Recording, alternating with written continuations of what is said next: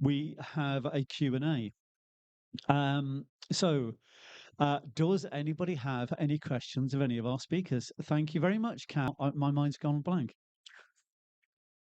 About AI. Sorry, I can't remember your name. Hello. About AI. I know a lot of writer friends that have lost work because of AI. So considerable amounts of work. So, so what would you say to them as if you're like the prime minister or something? But what is your view on that? And what? Because I know you're saying that the AI can't replace creativity, and you're quite right because um um one of my widow friends, she suggested to AI write a poem about widow's fire. Now, widow's fire is about an increase in libido after being bereaved, and the AI came out with a poem just about widows making fires. So it didn't get what widow's fire was. Um, so yes, I'm just about what writers. What you think about creatives losing basically a lot of income because of AI and that lack of connection with true creativity as well. Yeah, so I think it's quite an interesting one in the domain of creativity because what we're going to see now are a lot of amateurs. If you no longer have to spend the time to master your craft to get a passable creative output, then all of a sudden it means that everyone can produce, say, a poem or produce, say, a copy to sell their product, their service, or even just to share what they've been up to. I do think there's going to be. I mean, the proof is in the pudding for a lot of the professional writers who are able to articulate because it's all well and good if you can articulate what you want to achieve in a way that is like bog standard, so an imitation of whatever's been in the past, then that will only get you so far. It still sounds robotic. It still sounds it's literally sounds cliche because it is designed to be the most likely interpretation of what you've asked it to do. Um, so there will be less people that need writing for like small scale projects, but to captivate an audience, you still need to be a professional creative to um same as a generative art, right? I think we're going to see a real rise in people wanting to pay the premium of a piece of artwork made by humans, like by a person that you can see they've made like by paint stroke, than an image you buy online because it could what would I say to a creative um in that space? I would say show them for your clients, show them what the AI can do and then show them how you can do it better because that's what your gift is, that's what your skill is, and um yeah, that's it. Thanks very much, Kath. Line, Caroline, it was really funny the way that you said Liverpool would be Facebook and be Google. And there are those kind of, as a good friend once mentioned, a similar kind of talk event, those kind of walled gardens of Facebook and Google. Do you want to talk a little bit more about that?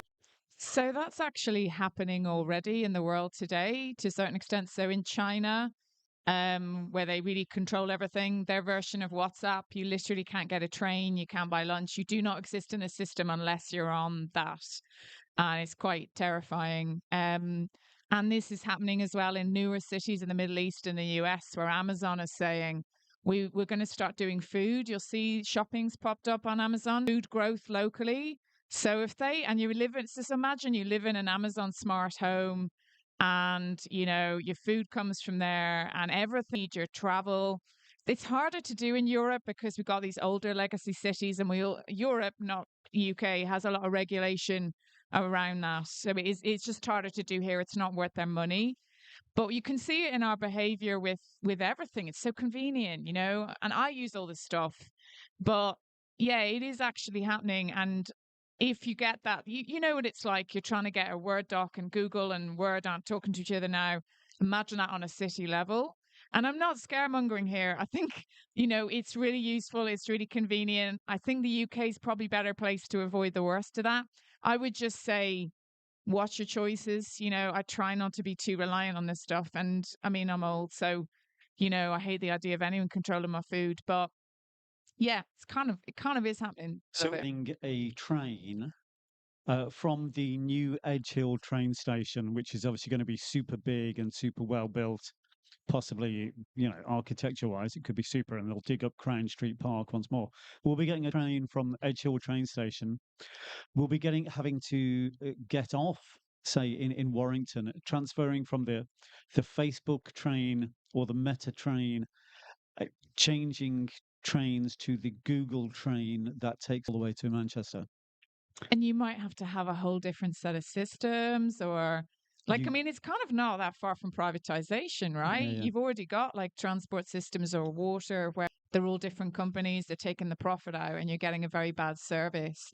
Yeah, if it was worth their while, which I don't think it is, they'd all be doing it, but they wouldn't speak to each other, and that'll sort of just compartmentalize us more. So And I think there was, I mean, the years ago when they were talking about, Facebook are introducing the internet in, in African countries, and it was going to be, you were only going to be able, you'd get free internet, but it would only be Facebook, and people thought that Facebook was the internet, and very much tied to it.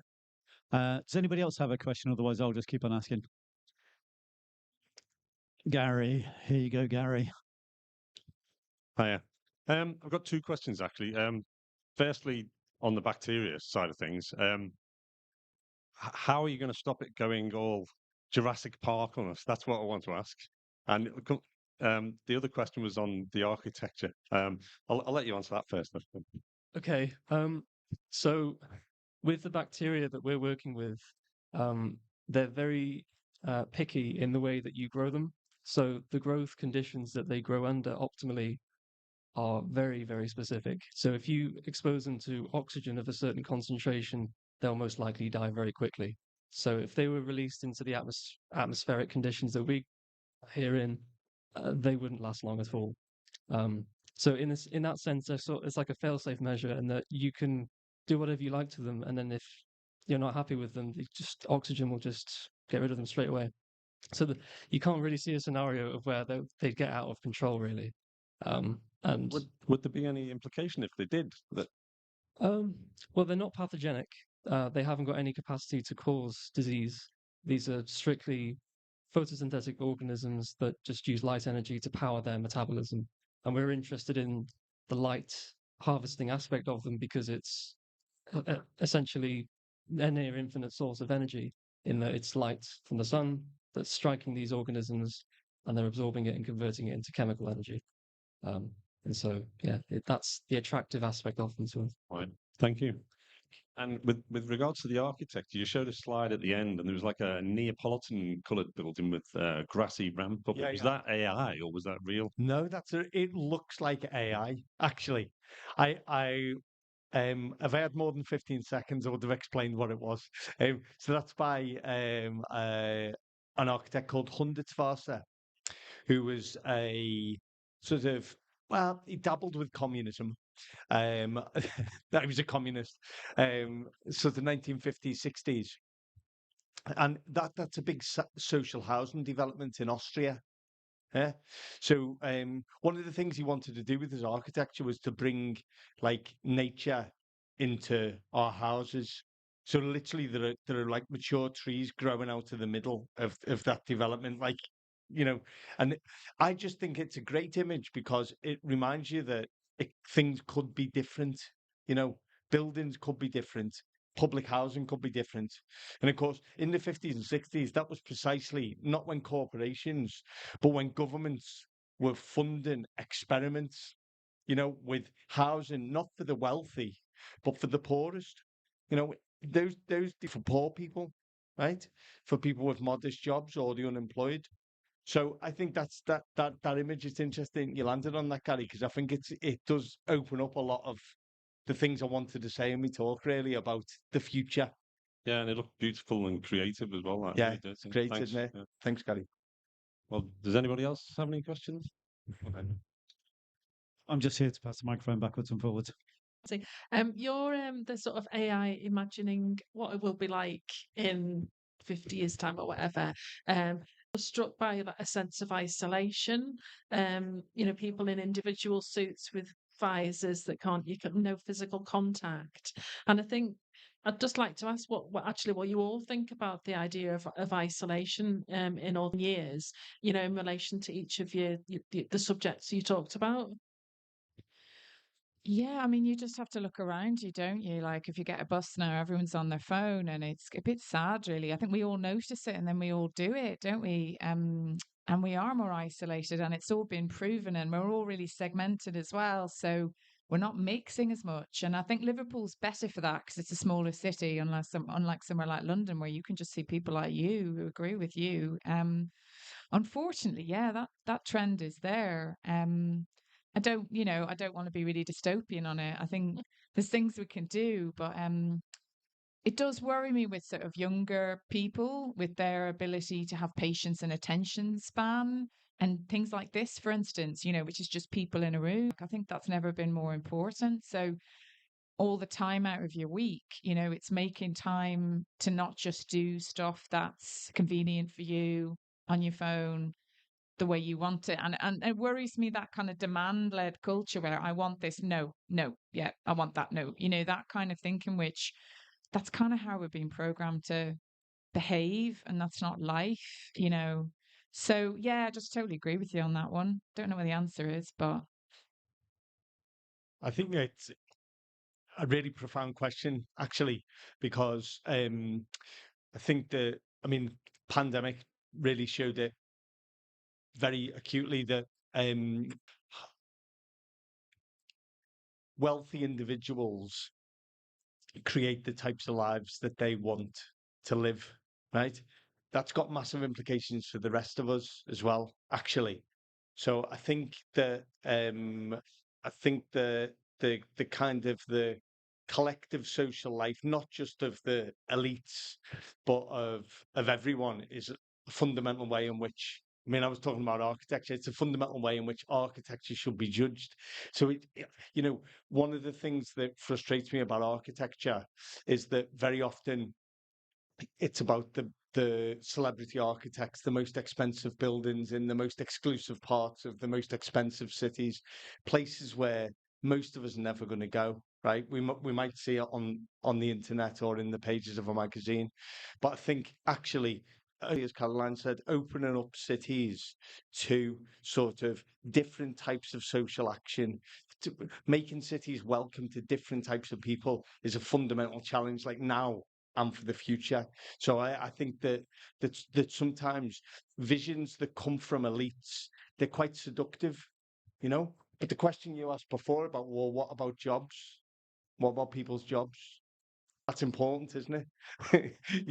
And we can't let those types of questions slip off the agenda because we think the future is going to be bright and beautiful for everyone. We've got to fight for it, I think. Yeah, I do think the isolation one's going to keep coming up, especially with the So Apple had their headset announcement last month, and it's this idea of putting a computer on your face, right? Putting a computer on your face is quite a scary thought for how that's going to affect your ability to communicate with people around you. So I do, and I feel it very acutely.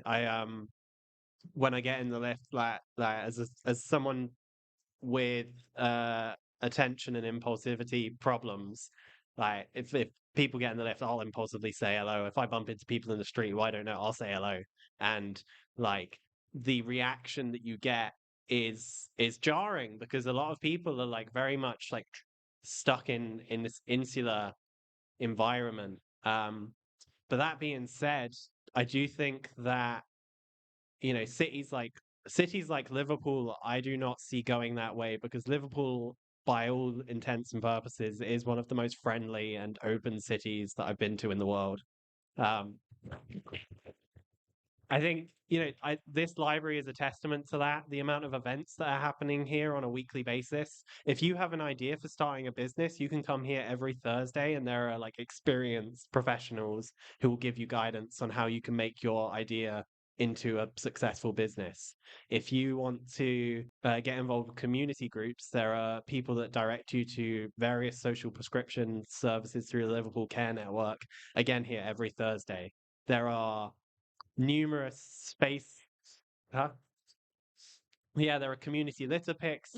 I moved here a year and a half ago, and I've been able to infiltrate my local areas like CIC to be able to run litter picks and community events and crafternoons. And I think there is an element of isolation where people have withdrawn from engaging with their community. But I do think what excites me about all of the AI stuff I talk about is that it will enable people to connect with more people in their community should they choose to, because they no longer have to. It's no longer like, okay, well, how do I write an email to all of my neighbors saying, or how do I draft a letter to my counselor saying, can we improve this thing? You can now just ask a computer and it will do it for you. So I understand the pessimism. Well, it's not pessimism, it's like a fear, isn't it, of going further down the rabbit hole. But I also think that people are now equipped with tools to be able to do amazing things as a collective. I suppose when it comes to the idea of isolation in the academic environment where I'm in, you do see elements of it when you're working on your own research and you're having to focus very intently on what you're trying to achieve, whether it be trying to get data or trying to get things written up for publishing or whatever. And so there's a tremendous pressure for you to get things done in that sense. And so you do tend to isolate yourself from your environment because you just want to focus and get things done. But at the same time, academia is a very open environment where the collaboration is encouraged between labs, between individuals in the same lab, because you can tell each other certain techniques, certain ideas that you haven't thought of before. And so I think academia is one of those places where, even during the pandemic, I think it's been one of the things that stayed quite open because people talk, people discuss things, ideas, they converse about, could you do this? Could you do that? And so I suppose from my perspective, I've been going to different events, meeting other people, and it's it's given me an idea that there's a much bigger world of science out there if you're willing to step out and meet these people and talk about these different things. But if you choose not to, that's fine. But you'll confine yourself into a very isolated world. So it's on you really to go out and talk to people about these things and talk, and learn something from them. They might learn something from you. I think that's the whole thing about science. I think it's really fun in that regard. Thank you, Kath. And Sorry, just one more thing to add on that is if AI does take all our jobs, what are we going to do with all our time? And I suppose it's the way our economy is structured is that no one's rewarded for community stuff. And if you work in care, it's very badly paid. So there are really good ideas around, like say you did loads of work helping or giving back, maybe you don't pay council tax or maybe your taxes are less. And I do think that would incentivize how we do stuff, because at the moment, if you want to give back, you do it on top of all the other thing, and it's always the same 30%, they say, don't they, who are doing all the caring. So I think it is about how our and you think about it, we inherited these structures, but we can change them. And I think we've got to think, what can we do to change them? it's a question for the So we're AI. living in a system we can change. So yeah.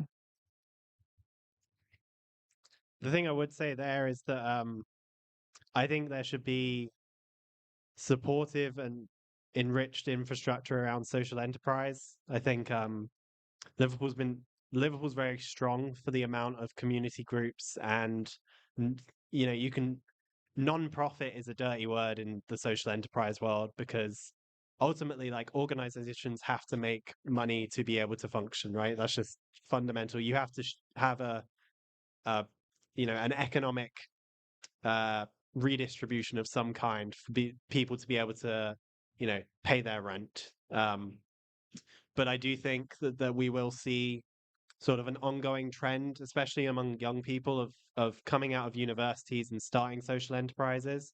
Because if you live in, we're quite fortunate in the region. Um, there are much more accessible, affordable options for life that, and if you're in a social enterprise, there is a cap to what you're achieving, like the capital gain that you can make from your enterprise.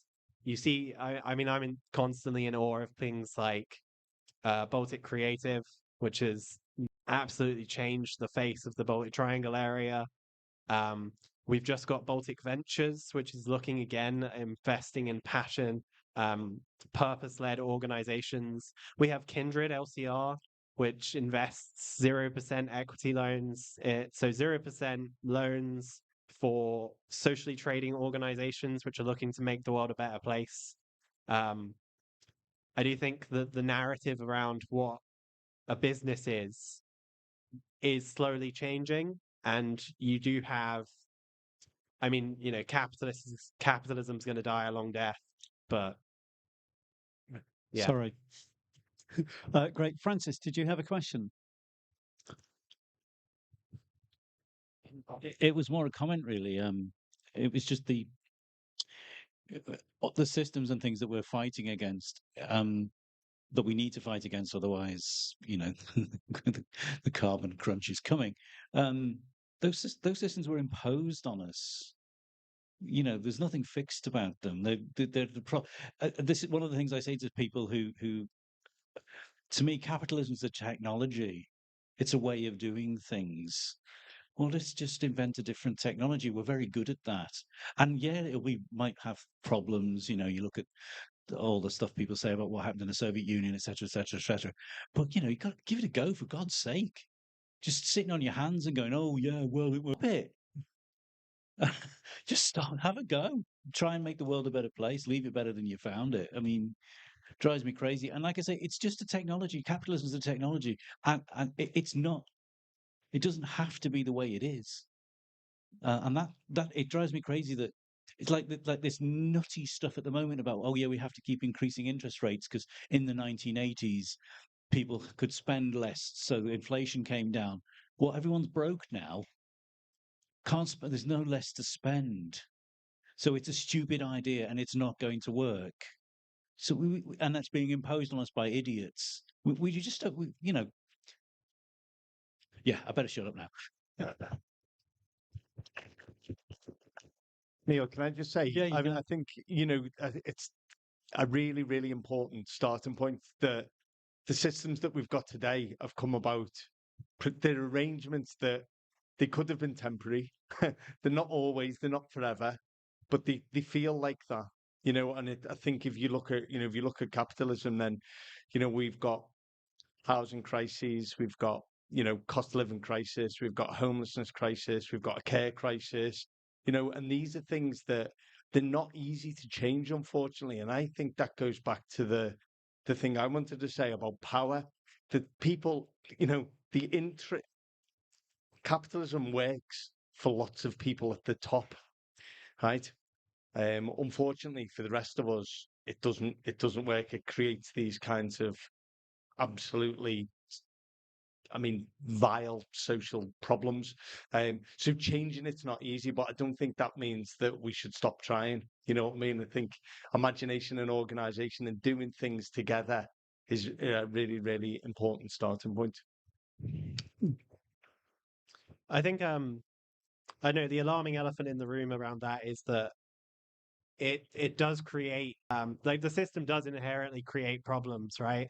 But it's also the same system that's led to the building of this library and the fact that we're all sat here, sat around talking about these things, like it's part of the process, and it's a tool that has worked for, like, people at the top, but it has also been sufficient to appease enough people for it to get as far as it has.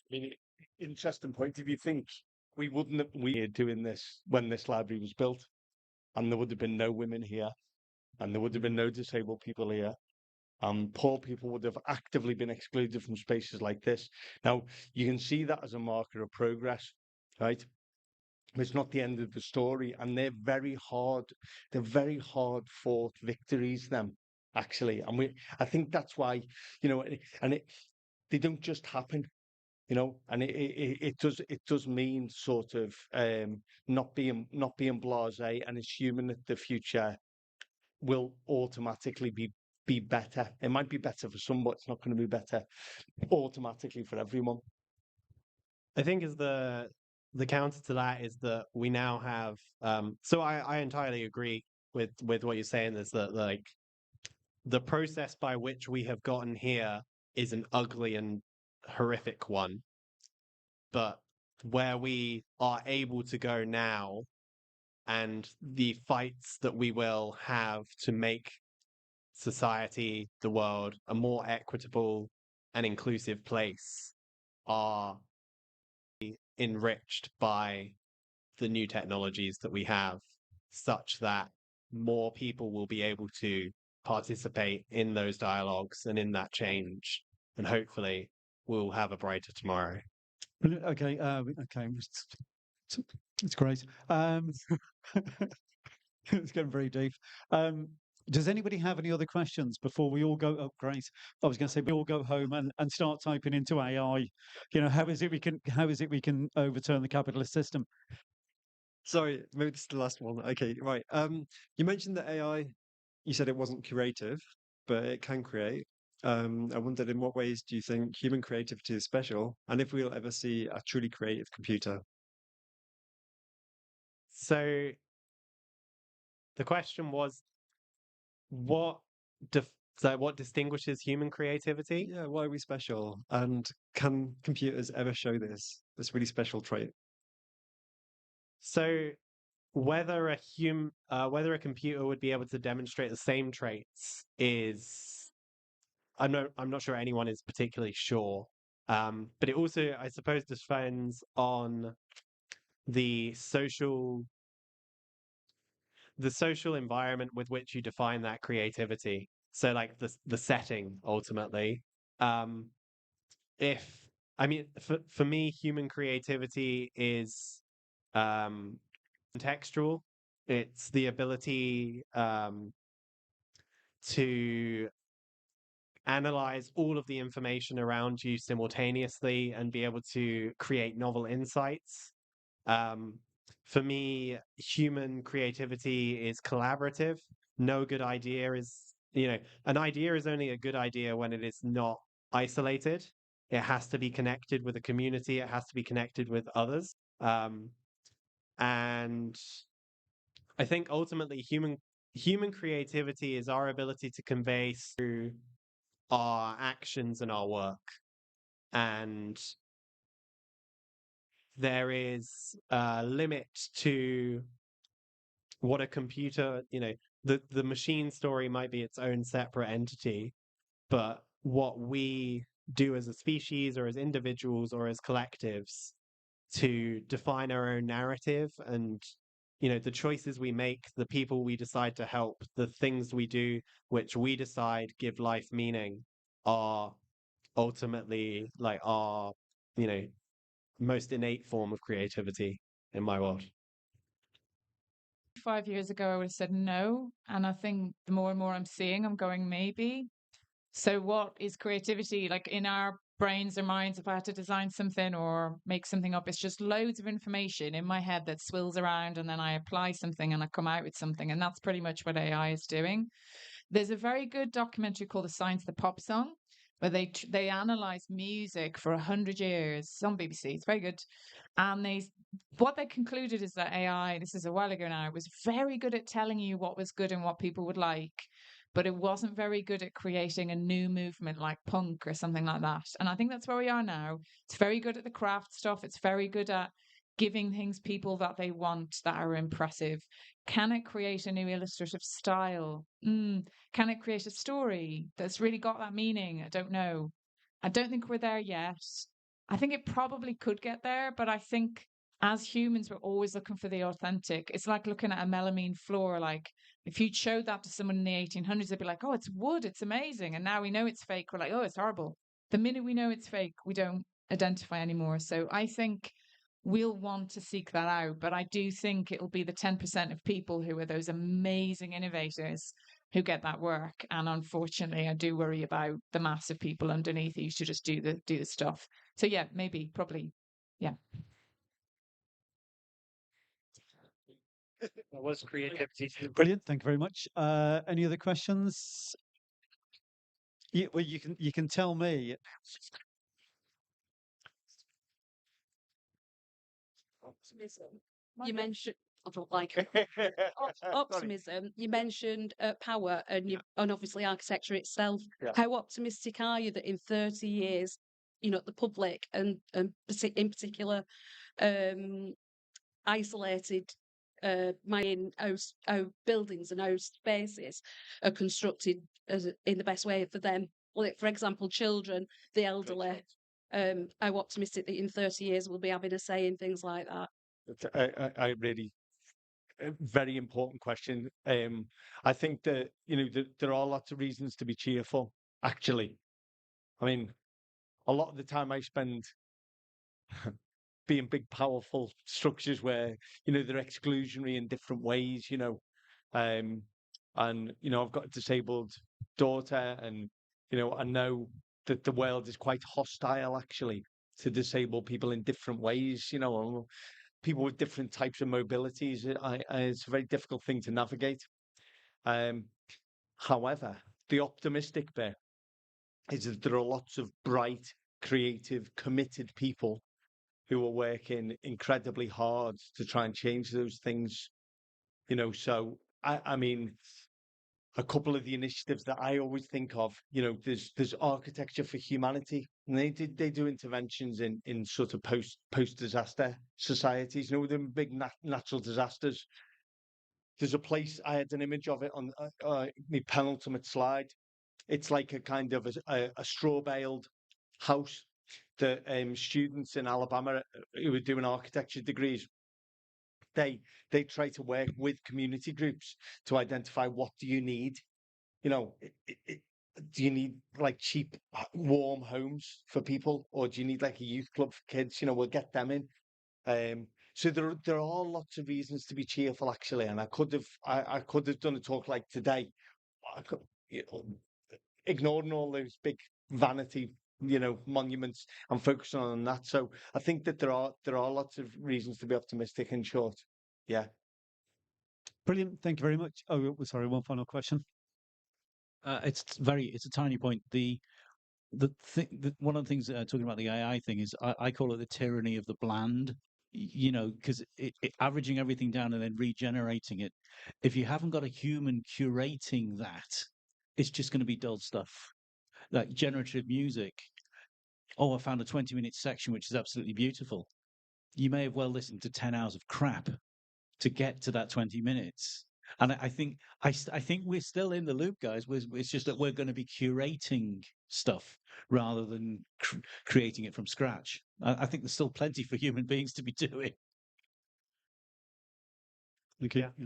I mean, for me, what we're seeing is that we're moving away from an information economy where you're valued based on your ability to know how to do something, and we will ideally move towards a cultural economy where it is the quality of your idea in the context of community that defines value, and that's going to be a rocky transition from people who have had access to knowledge or opportunities for whatever systemic, or it could equally be luck that whatever reason that people have been able to acquire the knowledge and skills that they have, we will ideally move to a world in which it is not your ability to know something, but your ability to apply that knowledge for the benefit of others. That it's the same as music.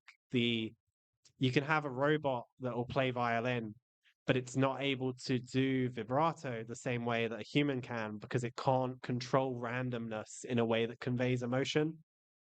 And similarly, you can have all the information. We're in a building full of information about so many topics to make the world more interesting or better. but ultimately you still need people to curate and then share that with the world.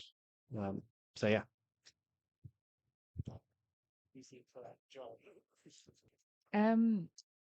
I guess I just worry a bit that, like, if you look at the music industry, yeah, I think in a way it's better now because you can listen to anything you want, but there's also so much noise and there's just so much going on, and it's not been better for artists in the long run.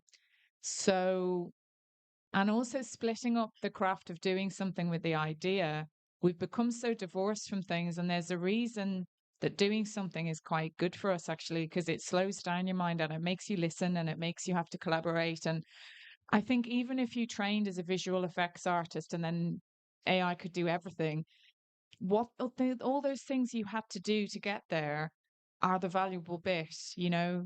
And yeah, I don't really have an answer to that, but I think I wouldn't just throw away all the doing. I think humans need to do things for many reasons, and I hope we don't lose that completely. Yep, brilliant. Thank you very much to all of our speakers, to our panel. Thank you very much for coming along. Yeah, thank you. Thanks, everyone. So as I said, this is Ignite Liverpool.